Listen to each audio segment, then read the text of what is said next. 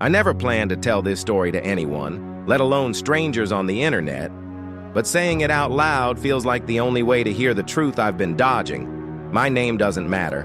What matters is that last month I found out my wife cheated on me with my best friend. We've been together 7 years, married for 5. We weren't perfect, but we were steady. Sunday pancakes, a dent on the couch where our movie nights lived, a pile of half-finished books she swore she'd get back to. And Mark, he's been in my life since college. He helped me move 3 times. He took the best photo at our wedding, the one where we look like we're laughing at the same invisible joke. I didn't catch them because I'm clever. I caught them because the pattern changed in small, annoying ways that only a person who cares would notice. Her phone started living face down. The new laugh that didn't ask me to laugh with it. Work chats in the kitchen, whispered like the forks might gossip. A perfume that didn't live in our house. Late gym nights where the bag stayed in the trunk until morning, supposedly because she forgot. I asked if everything was okay. She squeezed my hand and said, "Just tired." The kind of answer that closes a door while pretending it opened one. Mark started dropping by less for weekend barbecues and more on weeknights when I worked late. He'd text me about the score of a game I'd already seen, just believable enough to be an alibi. I told myself real friends don't make you keep track of their alibis. I told myself a lot of things that month. The night it broke was a Tuesday, the ordinary kind of day that steals your life because you don't see it coming. I wasn't supposed to be home until 10. A project at work fell apart. My boss waved us out. "Sleep, try again tomorrow." It was barely 7 when I parked outside. Our living room light was on. The curtains were half drawn like they couldn't decide whether the house had secrets. When I opened the front door, I noticed 2 things, and they will live in me longer than I want. First, the smell, her new perfume braided with Mark's cologne. Second, his shoes by the door, lined up neatly on the mat. He always joked about my shoe rules, calling me the sergeant. That night, the shoes stood at attention, careful, obedient, guilty. They didn't hear me at first. The TV murmured, some show we used to watch together. My heartbeat went loud in my ears. I walked into the living room. They froze, not like deer in headlights, like people who knew the truck was coming and had finally run out of places to pretend they were going.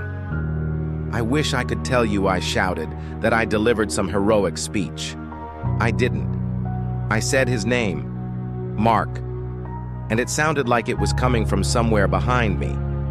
He looked at me with a face I recognized from funerals, sorry but not surprised. My wife's hands went to her mouth. She said my name like a question no one knew how to answer. There are moments that split your life into before and after. This was mine. He scooped up his jacket. She reached for him, then for me, then for anything solid in the room. He mumbled, "I'm sorry," but he aimed it at the space over my shoulder and walked out. The door clicked shut, soft, like it refused to be part of the scene.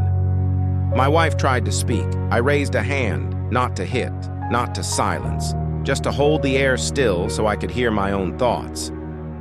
"How long?" I asked. She folded into the question. "A month," she said, then 2. Then all the little moments spilled out.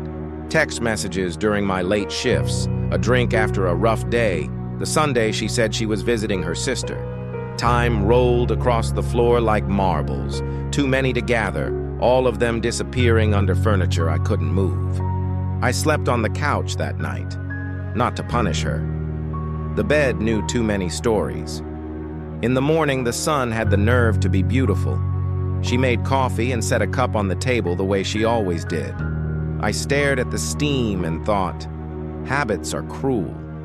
They perform love even when love is bleeding out. We talked in circles for days. She said it just happened, as if betrayal were weather. She said she felt invisible, like a shape I walked around. I said I was working to keep the lights on. She said the lights were never the problem. We were. I hated the part of me that understood. I called Mark. He didn't answer. A text arrived. "You deserve better than an apology over the phone." I wanted to throw my phone against the wall just to stop seeing his name in my hand. Instead, I scrolled through old photos, camping trips, birthdays, bad haircuts we swore we'd never admit to. The shot he took of us on the courthouse steps. He knew the exact angle where we looked most like forever. Her sister came by. She held my hand the way nurses do, firm, practical, not afraid of blood. "You don't have to decide today," she said. "Shock isn't the same as forgiveness." The sentence took a chair in my head and hasn't left. I moved into the guest room and made a list on a yellow pad. Reasons to stay, reasons to leave. Under stay, I wrote, history, promises, the person she was before this. Under leave, I wrote, trust, best friend, the version of me that will never sleep again. I wrote, children, and stared at the question mark, even though we don't have any. Some losses echo ahead of time. We tried a therapist. 3 chairs, a box of tissues too close to be subtle. She asked my wife to speak first. I measured the distance between my wife's words and her eyes. The therapist said affairs are a language, clumsy, cruel, but a message. I said I didn't want poetry. I wanted my life back.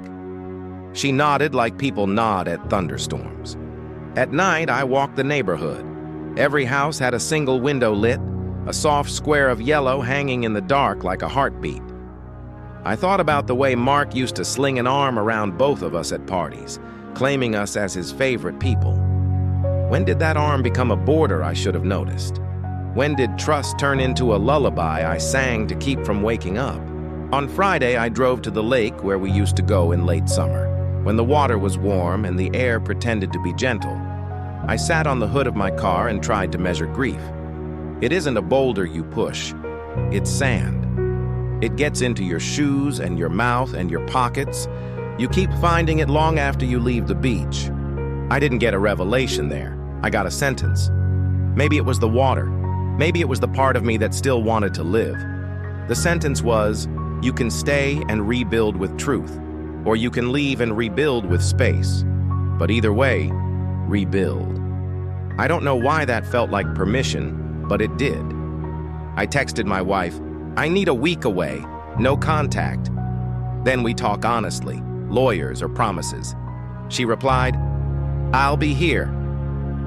I put the phone face down on the hood and realized how much I hated that habit.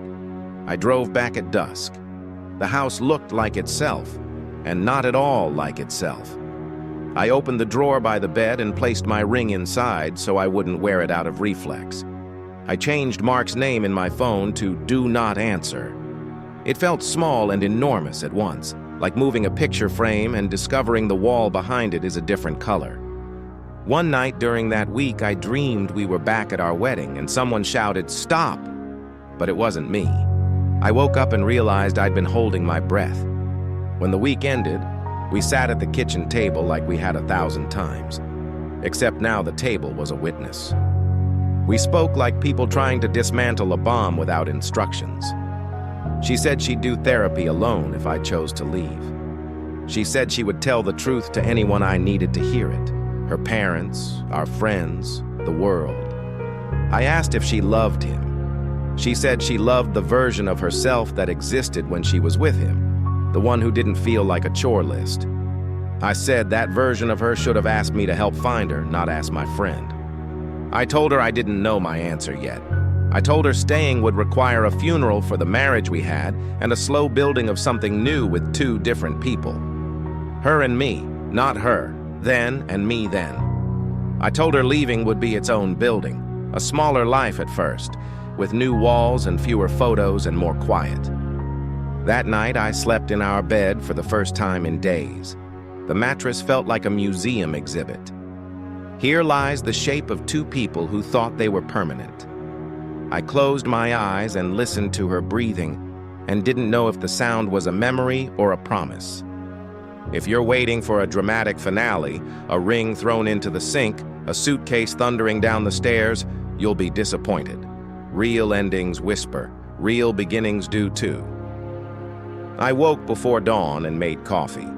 I stood by the window and watched the street turn from blue to gray, to the color of ordinary days. Ordinary days are where you either make a life or let it keep happening without you. Here is what I know, and it's not much. I will rebuild. With her or without her, I will rebuild. I will not worship the version of myself that lived before this, the one who mistook habit for safety and skipped the sentences that were uncomfortable to say. I will speak them now. I will ask the questions before the silence grows teeth. And if you've listened this far, if you've been where I am, you already know there isn't a clean answer. Staying is brave in one direction, leaving is brave in another. If you were me, if the person you promised your life to crossed a line with the friend you trusted most, would you stitch the fabric back together, scars and all? Or would you cut a clean edge and start again? Tomorrow is coming either way. I want to meet it with my eyes open.